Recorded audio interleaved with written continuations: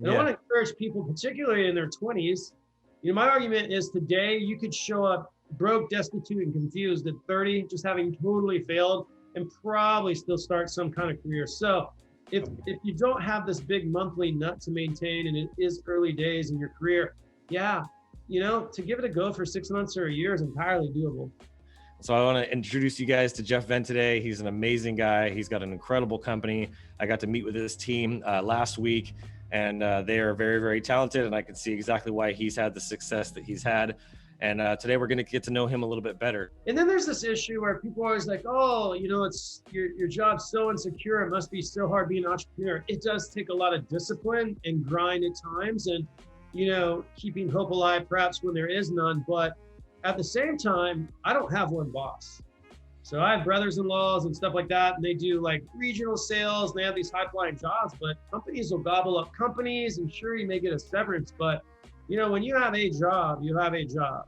Perhaps you could go get another one. Whereas right now, if we do websites and online marketing, if you count our hosting clients, we have well over 100 customers, right? At any time, 20 or 30 that are really active with larger work. So it's unlikely that, I would go from 100 to 0. So believe it or not, there is a certain stability that I have that, if you have a boss, you don't. So that is one upside to having your own thing, if indeed you can get it going and get that little nut underneath you. Yeah, and one of the quotes that I always say is entrepreneurship is the greatest path to self-improvement. And for me, that's what this whole journey has really been about. And I'm starting to really learn how to enjoy that process. And a lot of people hate it. Those downs, those valleys that you go into, those are great opportunities to learn. From crisis comes opportunity, right? And so I feel like that's been a big thing for me is if I had been working a job all these years, it probably would have sucked the life out of me. And 2, I wouldn't have been the person that I am today without it. So if you're an entrepreneur, even for a year, the things that you're going to learn and overcome, if you keep going, is going to help you not just in your business, but in your day-to-day life. The other thing that came to my mind as you were talking about building websites is one thing as an agency owner that was hard for me is I would give away all this amazing advice to clients, and then I'd hit them for a $5,000, $10,000, $15,000 website project. And they'd be like, all right, cool. No, I'm going to go in a different direction. Or, oh, I got another quote for half that. Or I got this and I got that. And I was realizing I was giving away all of my knowledge that I had accumulated over years and years and years for free. And I wasn't charging for that. And that was the most valuable piece. The website design is pretty much a commodity. You know what I mean? Yeah. And so I stopped doing that. I charge, that's where I make the most amount of my money now. Honestly, my company's revenue, probably 50% of my revenue, maybe even 60% comes from just consulting.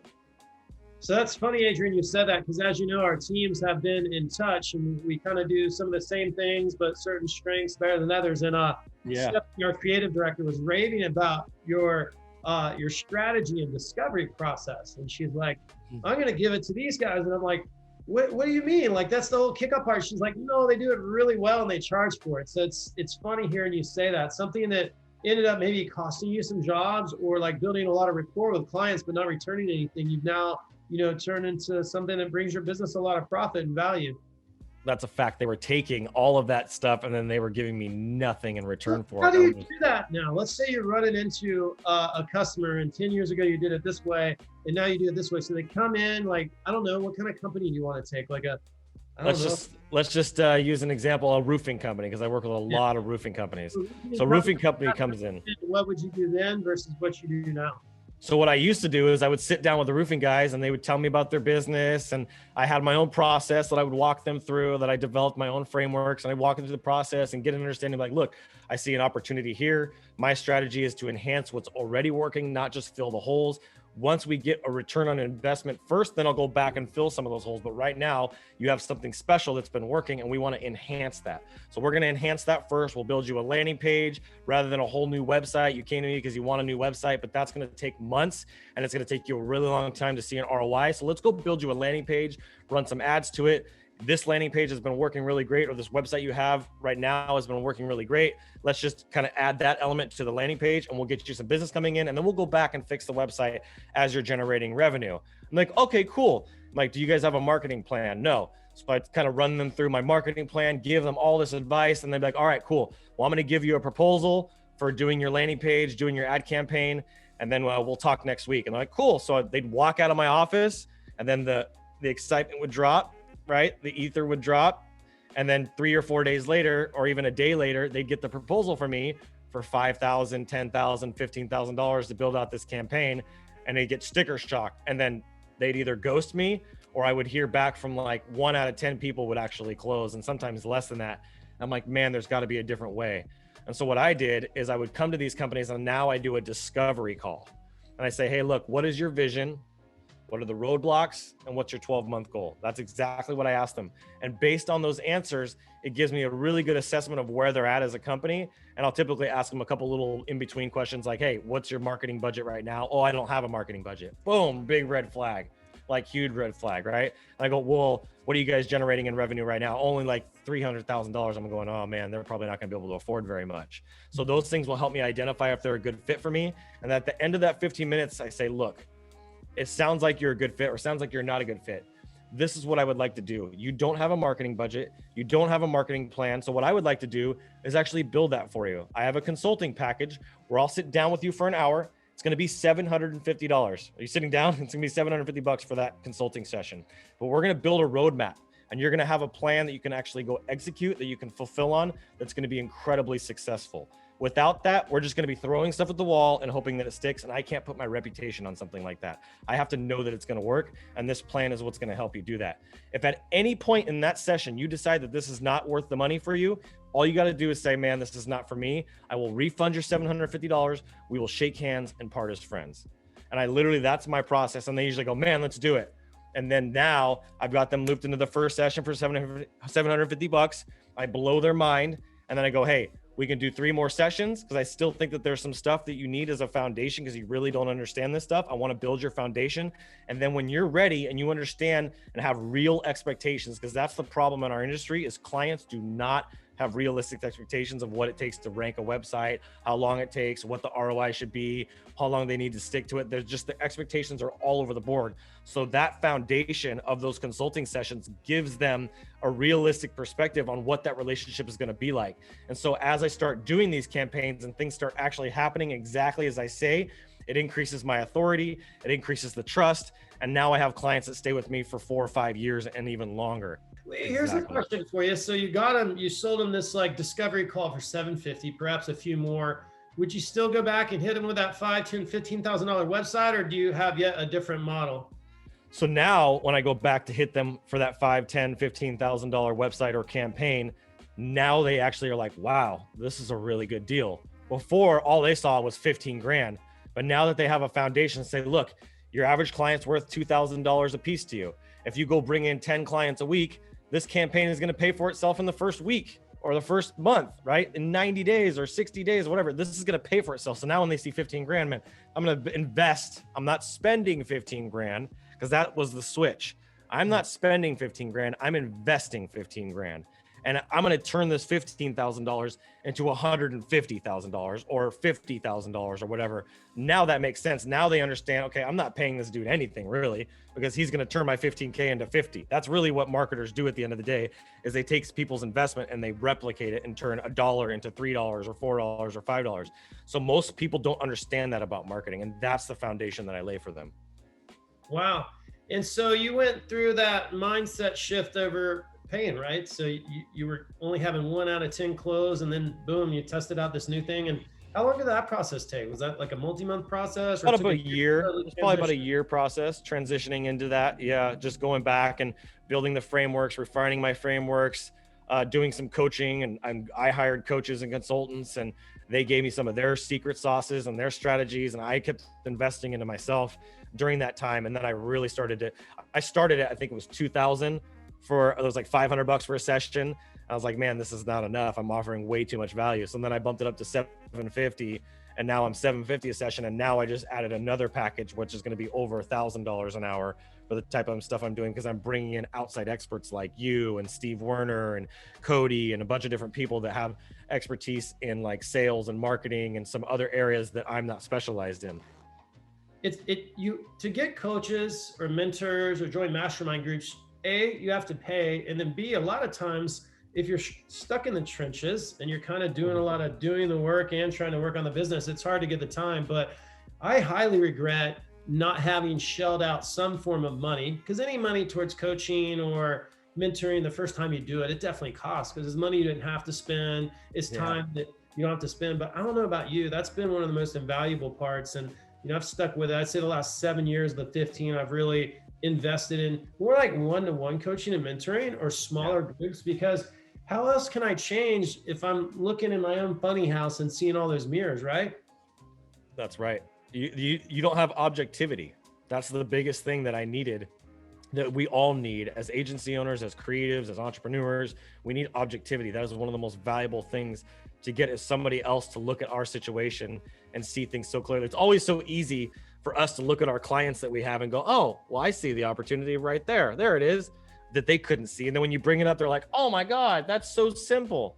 Sure. Yeah, I highly encourage people to do it. And there's different ways to get it done. And then it's always important to do that work on the business, because a lot of times that work is, it's not urgent, right? So you don't get immediately punished in that week or that month or even that quarter for not doing it. But every time you can be like a frog boiling in water, right? The market can change.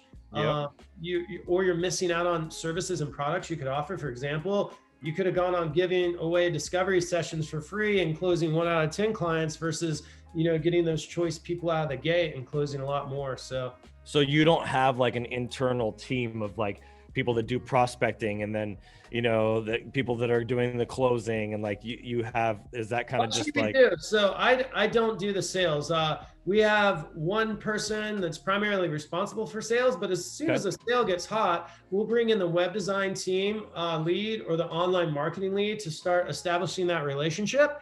And so, the sales process does work like that, but we do nurture and maintain those relationships. So those strategic partners and our existing customers, we're out there on social media, we're out there with video, we're out there with email marketing. We definitely have retargeting going. So if you land on one of our pages, the ads are going to follow you around. So we definitely have feelers and like are present out there, and the team does close it. Like I don't close the sales now. I'll definitely bring in leads and relationships. And actually we're actively working on our marketing right now, but the sales, they close without my involvement. Well, that's funny, because I don't know why I'm surprised by that, because that's exactly how I've built my business so far. I've put a lot of money into ads and found the same thing, that like, if I was to get a client from ads, that would probably cost me like $2,500. And I think I have gotten 1 or 2, but it's like probably $2,500 to get that client. And that's, in the big picture, with us charging, like our average minimum engagement is $3,000. So in their first month, I would make that money back, but I don't need that huge of a volume. I'm not a volume type of person like you. I only need a dozen clients is not a year, but like if I got 4 or 5 clients a month across the year, if I got 50, 60 clients a year, I would be more than okay. Like we would be doing very, very well. So we got about, I think, 15 minutes before we wrap up.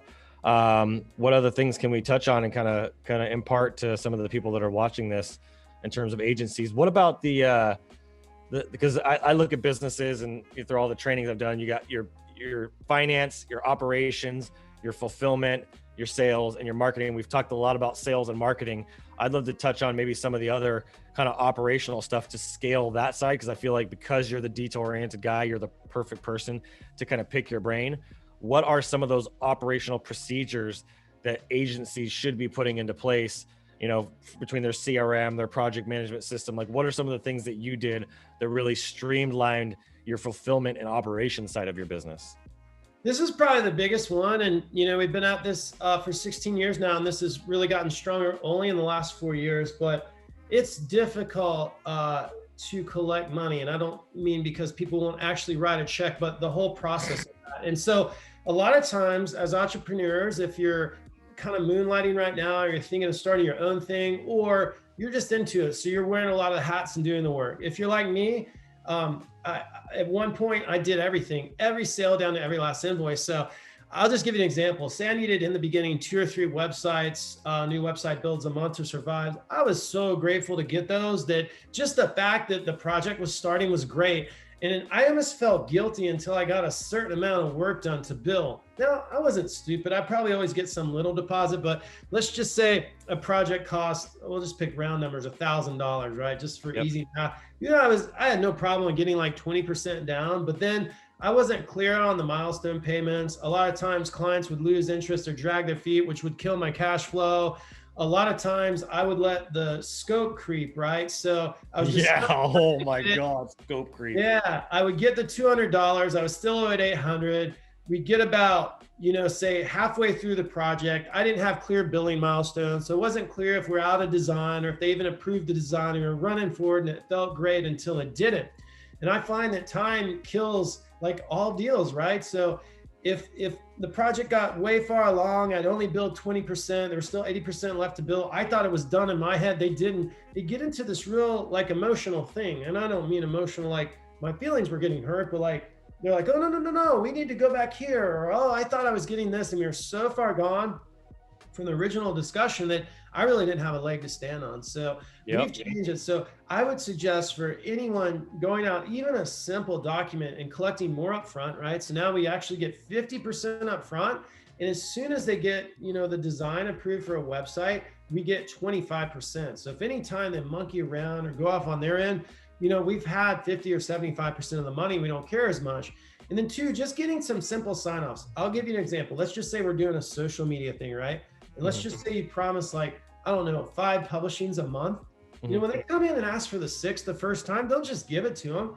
Just be like, hey, I promised 5. These are the 5. To do a 6 is going to be a little more. I find people respect that a whole lot. They do. They do. A restaurant and you got chips in the water, this, that, and the other, and then you got thirsty for a Coke, and then you just can't go get a free Coke out of there. You didn't get a combo meal, right? That's a change. That's right. That's right. I find if you collect a lot of money up front, if you said you do 5 things, do those 5. Perhaps maybe you let one slide once, but you let them know like, hey, this is normally $250 to do this. I'm going to throw in a 6, but when next month comes, you realize you have 5. And if the next month they ask for a 6, be like, you know what? It looks like you really need 6 per month. It's only 15% more. Jump in and do that. Great so advice. The simplest written agreement, collecting more money up front, and then being unemotional about it. Because I don't know about you, when I eat at a restaurant, I pay. Or when I buy a piece of clothing, I pay. Or when I do a payment plan with some kind of financing thing, I pay. So I don't know, as freelancers, we're just so scared to collect that money. What happens is these things go on forever, or we do that extra thing for free every month. And when we turn around the 3rd month and ask to get paid for it, people are like, what? Like, what? Yeah. You did it for me last month and the month before. Yeah. Did you experience any of that with your contracts? Oh man, if I had one word or actually it's technically 2 words for one of my biggest frustrations of being an agency owner is scope creep. That right there is like what plagues like, what do you mean you're not, I'm like, you didn't get me the content. And I'm like, well, it's not my job to supply the content. Well, you're the web designer. Aren't you supposed to do the content? No, we talked in the very beginning and said that you're going to be doing the content and you're going to send it to me. That was 3 weeks ago. You were going to have it to me the following day, and I still don't have your content. Well, I just figured that you guys were going to do so, like making sure that everything is really itemized and what you're doing and what the client is responsible for was a big change about 3 years ago that I made that really, really helped. Just getting very clear. Like I don't even do like those fancy proposals anymore. They're like multiple pages and have all this kind of him and ha and look what we can do and all this. Like I stay away from that as much as possible. I just do a straight thing out of FreshBooks, or it's now actually Zoho Books. I just send them with itemized everything that we're doing and then what the client deliverables are. Here's our deliverables and here's your deliverables. And this project, it says very clearly on there, this project does not start until I have everything that's on your deliverables list. The meeting, the strategy meeting, the content that you said you're going to get to me. If you can't do the content, then let me know. I have content writers that can do that for you, but that's not included in this price. We have packages for 10 pages, What I found is when we stick to it, it doesn't even become like an antagonistic thing. It's like, hey, you're really stuck on copy. They knew that we weren't writing the copy. And it's like, hey, copy's only an extra this much more. And I find a lot of times people will do it. They just take it. I've found the exact same thing. And then the other thing that I did within those invoices and getting money from people, and I'll be honest, I still have clients that like, take me off of your reoccurring billing. And I'm like, everybody's on reoccurring billing, Mr. Customer. And they're like, well, I can't do that right now. I need to be able to have more control. And I'm just not comfortable with it after they've been with me for a year or 2. And I'm like, or even 2.5 or sometimes 3 years. And I'm like, so I've compromised on my policies and let clients slide. And then a month goes by and 2 months goes by and I haven't gotten paid. And then finally I'm like, hey man, I don't want to be a bad guy. I don't want to have to ask you for money that we've already agreed to, that we've been doing consistently, and now we took your card off file and I'm having the exact problems I was worried about. Like, I don't want to be that guy. I'm here to provide you a service. I'm doing that service, and I need to get that payment back on file. And then they write me a check. Oh, I'm here's a check. And then I put the check in the bank and it bounces, and they're like, there's plenty of money in there. I don't know what's going on. And it's like stuff like that can drive an agency owner crazy. And I know that there's people that have watched this that will know exactly what I'm talking about. So I still have some of those challenges, not as much anymore, because I don't really make those compromises hardly ever, unless I just really know, like, and trust that person, and I know they're good for it. But the biggest thing that I changed on my invoices is the deposit amount. So I used to do 50%, and I stopped doing that. I take up to 100%. So I have tiers. So if it's from $0 to $2,500, you're paying me 100%. If it's $2,500 to $10,000, you're paying me 75%. And then if it's 10,000 and higher, so if it's a $20,000 project, 30,000, then you're paying me 50%. But I am never going to get put into the position where I get screwed and I lose money. And I have 33% that goes to my sales team. Like, if I have buckets, right, for my business, 33% goes to my sales team. 33% goes to the business to pay taxes, to run the operations, computers, and growth, and all the things that we're doing. And then 33% goes to the actual fulfillment team to actually do the work itself. And so I have these budgets and these buckets that I put it into. So if I collect 50%, I'm still in the hole. So that's why when I collect 75%, I'm never coming out. I'm always going to have profit at the end of the day, which is nice. And so that has saved me countless times. And to be honest, I've got such a good rapport with people that I would say 7 out of 10 invoices that I send, it has that breakdown in there. They just pay the whole thing 100% up front. Sure. Like, I built such good rapport.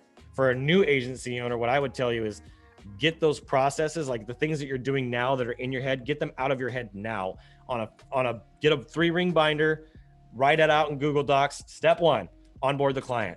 Okay, what does onboarding look like? And put the details of what you needed to get from them, onboarding terms and conditions, the payment information, the client expectations. Like, we even have like a kind of like a code of ethics kind of thing that we have now that's in our onboarding, where we give them an expectations of who we are as a company and how we operate, what we will tolerate and what we won't tolerate. Not just like our legal agreement, but actual like our bylaws of like almost like what we stand for and what we don't stand, like our core values of how we work with clients. Like, we expect our clients to get back with us within 24 hours. And in return, if they message us, then we need to get back to them in 24 hours, right? So setting those expectations up front is, one, a differentiator in the marketplace, but it eliminates any of those future challenges and problems and kind of pitfalls in the relationship that could lose that client that you worked so hard to get.